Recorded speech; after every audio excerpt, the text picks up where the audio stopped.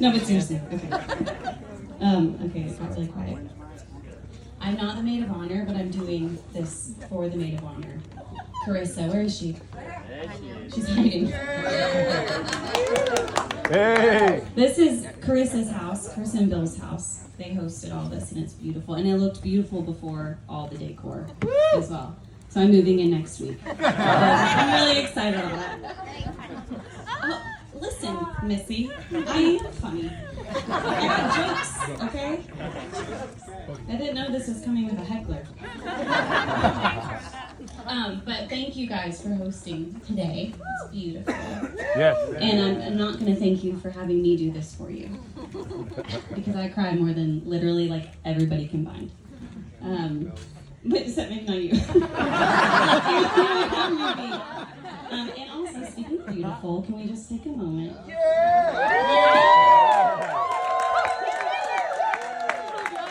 She literally looks like a Disney princess.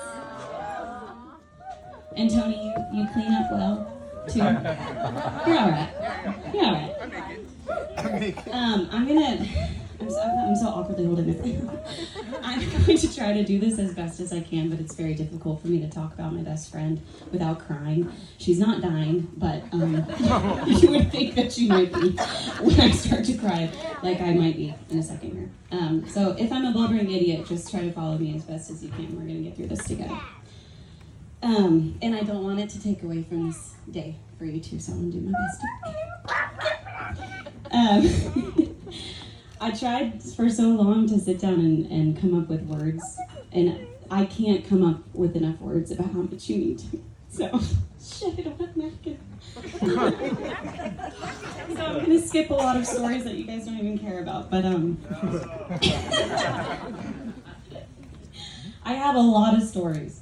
I could talk about the day that we met, but I won't do that. I won't bore you guys with the details. I could talk. She liked my pants. That was the first thing she ever said to me. She really liked my Hollister jeans. They were good fans. I could talk about how we carried each other through some very awkward teenage years. One time, actually, Bree went away on vacation and came back as a Rastafarian. And I mean, like long hippie skirts, beaded necklaces. She had like a dread developing in the back of her head. Bob Marley was like her favorite artist of all time. And she didn't even go to Jamaica. She went to Costa Rica and she had to live in Butler. So Ashley and I had to sit her down on that one and go, come on, honey, and back to reality. Stay with us. But yeah, we've been through breakups together, grief together, the whole shebang. We've even developed a really interesting craft together that I'm really proud of, and that's our ability to outdrink every single person here when it comes to the Prosecco or 10. Lately, in my later age, I've kind of faltered a little bit, but it's okay because Bree's picked up all the slack, and that's what teammates do. So thank you for that. But my favorite thing about Bree. Oh, okay. No, it's not. My favorite thing about Bree is that I don't have to get up here and share all of my stories about Bree, because you guys all, if you've known her for 2 days or you've known her for 20 years, you all have countless stories as well, because that's what she's so good at, is making you feel like the only person in the room. She sees you, she hears you, she validates you, she's funny as hell. And she just makes you feel special. And so I don't want to stand up here and make it all about me, because I know that each one of you has your own relationship that's so special to her, and probably just as sacred. My dad said a long time ago, when he first met you, because she always is like, she's just so happy. My dad was like, it's really interesting. I feel like that girl just always walks around with the sunshine on in her head. She just carries the sunshine with her, doesn't she? And I was like, yeah.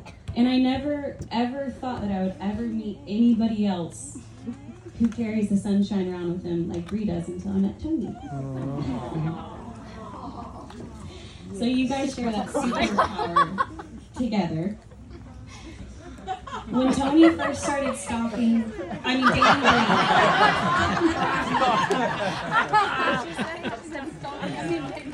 I'm going off of my notes. When Tony first started dating Bree, I had my walls up. I'm a very overprotective bestie, sometimes to a fault. But I just was like, there is no way that this guy is as nice as he leads on, as gentle and patient as he is.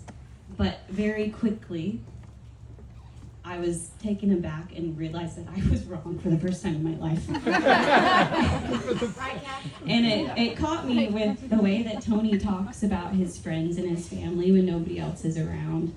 Or the way that he talked, we could be at a bar at 2 o'clock in the morning and he's like, have you guys, I gotta tell you about this kid, Charlie Brown. I just love his friends' kids. He loves his friends' kids.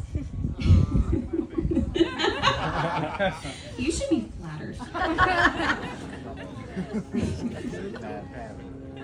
He can always take a negative situation and look at it positively with a smile on his face. He will smile through a shitstorm, this guy. And I don't mean that lightly, like it really is real. Even when I was going through a big career change, I don't even know if you know this, but you gave me some really positive advice when I thought the sky was actually falling. But that's you. And I love that about you. And so you not only won over Bree's heart, but you won over all of ours very quickly as well. I don't know a lot about your life before Bree. I know a lot about Bree's life before you, and I can say that it's infinitely better because you're in it. Wow. Okay.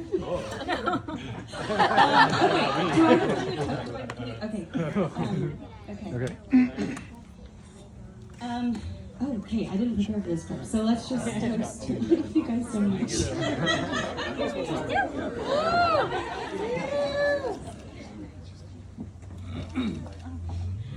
I feel like because Bree looks like a Disney princess, we should toast to a very happily ever after.